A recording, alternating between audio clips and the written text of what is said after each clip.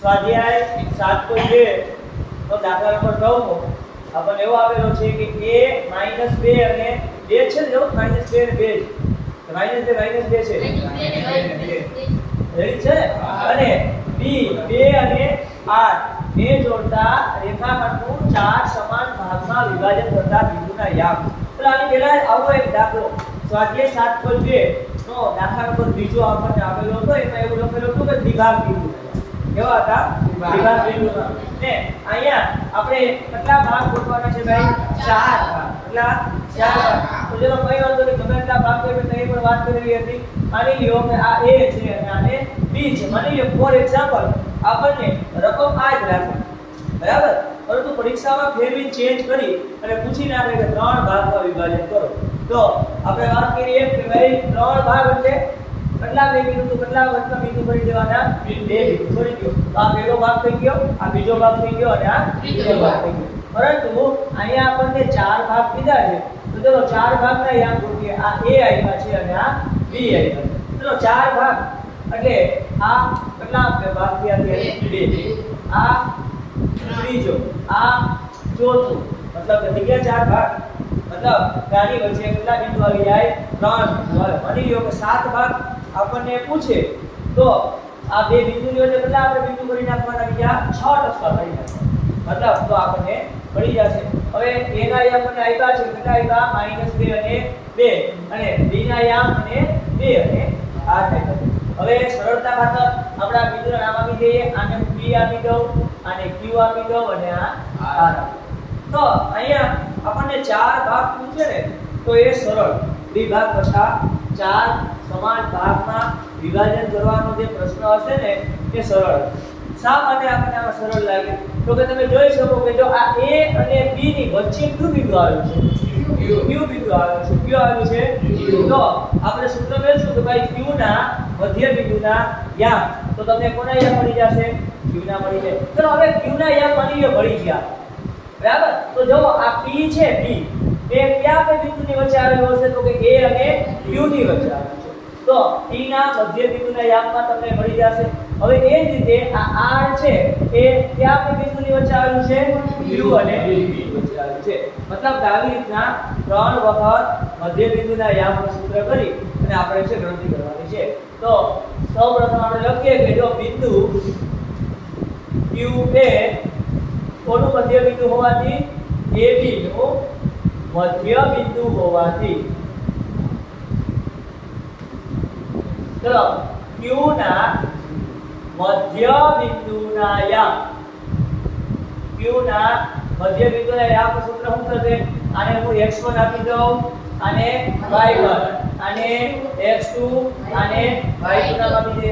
તો ચલો સૂત્ર મૂકીએ x1 x2 ના છેદમાં 2 y1 y2 ના છેદમાં 2. તો x1 કેટલા આપ્યા? -2. x2 કેટલા આપ્યા? 2 ના છેદમાં 2. હાલો y1 2 વત્તા y2 8 ના છેદમાં 2. -2 માંથી વત્તા 2 ગયા તો 0 ના છેદમાં 2 તો જવાબ આવશે 0. 2 ને 8 10, 10 ને 2 વડે ભાગો તો જવાબ આવશે 5. તો ચલો q ના યામ તમને કેટલા મળશે? 0 અને 5. તો એ જ આપડા થઈ ગયા. માની લો આ x3 થઈ ગયા અને આ y3 થઈ ગયા, અથવા તો x2 y2 નામ આપો તો પણ ચાલે. તો હવે q ના યામ મળી ગયા. હવે કોના યામ ગોતવાના બાકી રહી ગયા ભાઈ? તો જો ભાઈ p.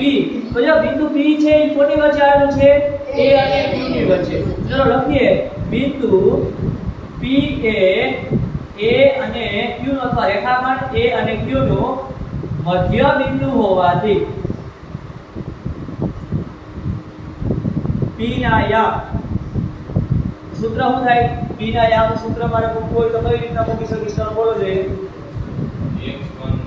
x1 x3 ના છેદમાં 2 ને y1 y3 ના છેદમાં 2.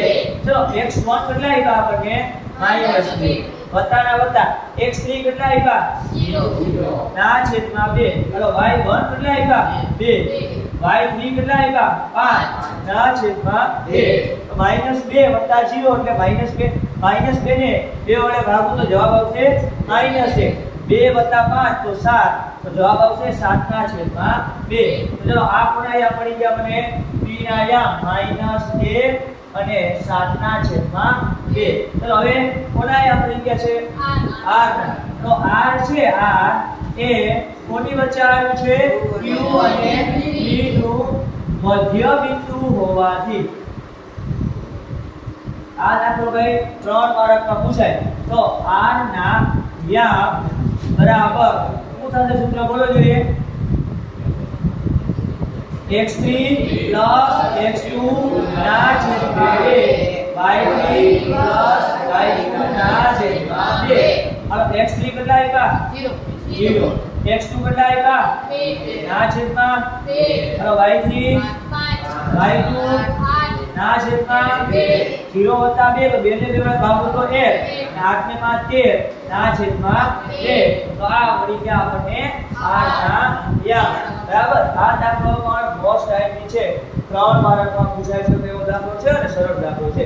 પેલું મગજના 4 સમાન ભાગ દે તો બધામાં મધ્ય બિંદુનો ઉપયોગ કરવો પડે. શા માટે ભાઈ તો પછી આપણે જોઈ શકીએ ઓલી રીતે પણ થાય દાખલો એવું કંઈ નથી.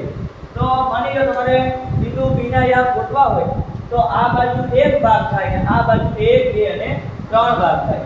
તો એ રીતના p ના મળી જશે. q ના આ બાજુ 2 ભાગ થાય અને આ બાજુ 2 ભાગ થાય તો પણ મળી જાય. અને r ગોતવા હોય તો આ બાજુ 3 ભાગ થાય અને આ બાજુ 1 ભાગ થાય તો પણ મળી જાય. પરંતુ એના કરતા આ છે ને એ રીત કેવી પડે સરળ એવી પડે સરળ. ખાલી ગણિતમાં કોઈ પણ દાખલો છે એ કોઈ પણ રીતથી થઈ શકતો હોય પરંતુ એ તમારે વિચારવાનું હોય. બરાબર. તમને કઈ રીત મગજમાં બેસવું બરાબર લખો.